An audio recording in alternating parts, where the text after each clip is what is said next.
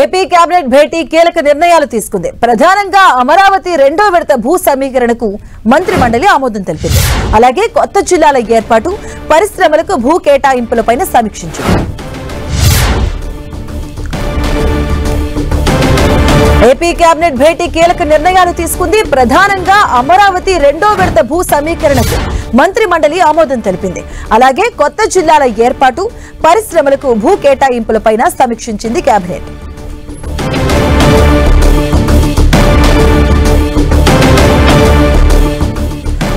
AP cabinet కీలక నిర్ణయాలు తీసుకుంది. దానికి సంబంధించినటువంటి బ్రేకింగ్ న్యూస్ చూస్తున్నాం. ఏపీ కేబినెట్ భేటీ అయింది.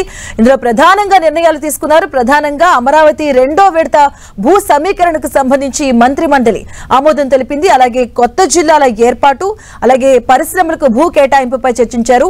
ఈ సమీక్షించింది మంత్రి మండలి. ఏపీ కేబినెట్ కీలక నిర్ణయాలు తీసుకుంది. కొత్త జిల్లాల ఏర్పాటుపై సమీక్షించింది మంత్రి మండలి.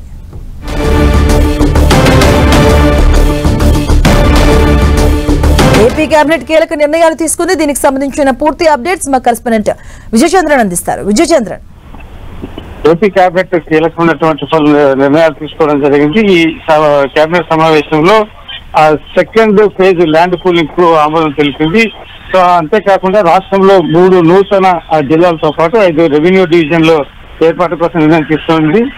మదనపల్లి, మార్కాపురం, పోలవరం జిల్లాలు వీటితో కొత్తగా జిల్లాలు ఏర్పాటు చేస్తున్నారు. దీనికి సంబంధించిన నిర్ణయం తీసుకుంది. అలాగే 5 రెవెన్యూ డివిజన్ల ఏర్పాటు కోసం సిఫారసు మంత్రి చేసింది. దీనికి సంబంధించినటువంటి నిర్ణయం కూడా కేబినెట్ లో తీసుకుంది. ఇప్పటికే నోటిఫికేషన్ విడుదల చేసింది. దీనికి సంబంధించినటువంటి నోటిఫికేషన్ విడుదల కూడా పూర్తయింది. తర్వాత ఈ కేబినెట్ సమావేశంలో ప్రధానంగా చూస్తే కనుక 26 అంశాల ఎజెండాతో ఈ కేబినెట్ సమావేశం ఏర్పాటైంది.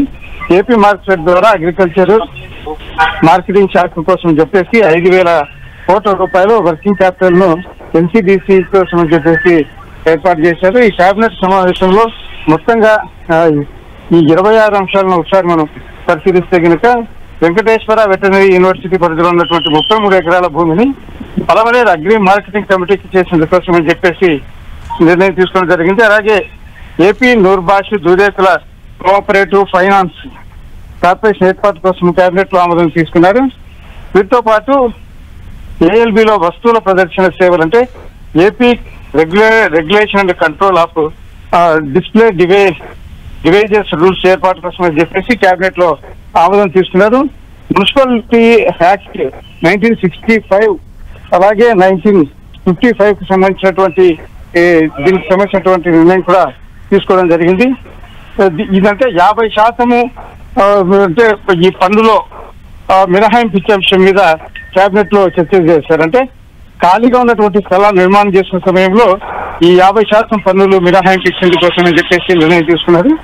పట్టణ స్థానిక సంస్థల ఎన్నికల్లో AP regular and control of display divisional ఏర్పాటుకు కేబినెట్ ఆమోదం తెలిపింది. రాజధానిలో మరో విడత భూ సమీకరణకు సంబంధించి 16,666.57 ఎకరాల భూ సమీకరణ కోసం అని చెప్పేసి 7 గ్రామాల పరిధిలో సిఆర్డీకి అనుమతి ఇచ్చేందుకు కేబినెట్ లో ఏదైతే ప్రతిపాదన ఏదైతుందో దానికి కేబినెట్ లో ఆమోదం తెలిపారు.